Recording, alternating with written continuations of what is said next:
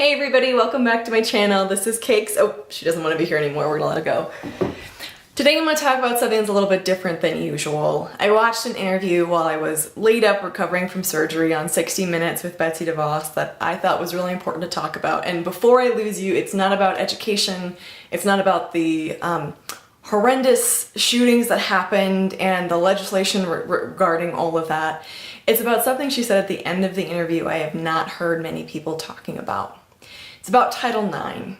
So Title IX deals with sexual assault on campuses, and during the Obama administration, modifications were made to it. Now, Betsy DeVoss is our country's Secretary of Education, and she is currently proposing modifications to Title IX that would make it so that victims have a much harder time prosecuting their attackers. The evidence requirements are going up and getting harder. It's making it more difficult for victims to come forward. Not a lot of people are talking about this interview and what she said, and the part that was concerning to me was when the interviewer asked her, "Are you suggesting that the number of false claims of sexual assault is higher than the number of actual assaults that happen?"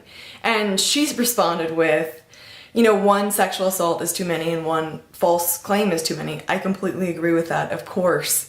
And the interviewer said, no, but are you saying that one is higher than the other, that false reporting is higher than actual assaults? And her response was, I don't know, I don't know. The person who is actively leading an effort to make it more difficult for victims to come forward, to change evidence requirements, has no clue if false reporting or true reporting of sexual assaults are more common. The numbers are overwhelming according to every study that has ever been done. I will link some of those studies for you. People talk all the time about false reporting like it's a fun thing to do, or like girls do it all the time, and the fact of the matter is that's ridiculous and not supported by evidence and is a fallacy. Most studies put numbers of false reporting at anywhere between 2 to 4%, which means that true reporting is 98 to 96% of the time. So a Secretary of Education responding with the response of, I don't know which is higher, false reporting or true reporting, when the numbers are well over 90% for true reporting, is so disturbing to me. That's not right.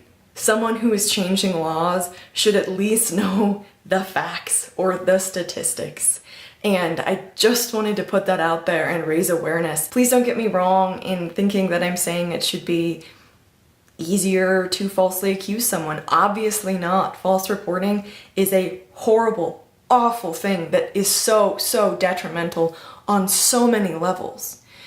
But the fact of the matter is that actual sexual assaults are vastly more common than falsely reporting something. And the fact that someone is actively working to make it more difficult for real victims to come forward, having no idea what the actual facts are, is, like I said, really concerning and really disturbing to me and makes me really angry. Something needs to be done about that, and so I'm gonna see what I can do. I'm gonna see if I can write a letter or an email and look into what can be done, because it's important that people who are making decisions at least know the facts. I am so happy to have a conversation with someone if they disagree with me, if we're at least working with information, but it doesn't sound like that's the case. It sounds like, at least from this interview, and please watch it for yourself, it sounds like she is just working off of ideas and opinions and has no idea what the reality of the matter is. The reality is that false reporting happens a very small percentage of that time. That small percentage is very serious and needs to be taken seriously, but real victims need to be taken seriously. I realize that this is a complex issue that has complex solutions, and I want to be a part of that, but we need to be working with people who are looking at facts and not saying, I don't know, when asked about them.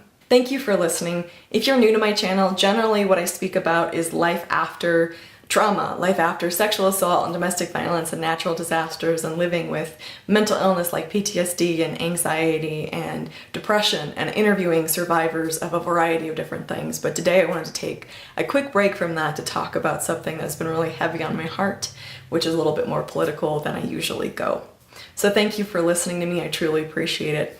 My name is Jo Beckwith. This is Trauma Talk. I really appreciate you listening to my channel. Hit subscribe. You don't want to miss any upcoming videos. If these are topics you're interested in, I would love to see you and hear your thoughts. Leave them in the comments. Thank you so much.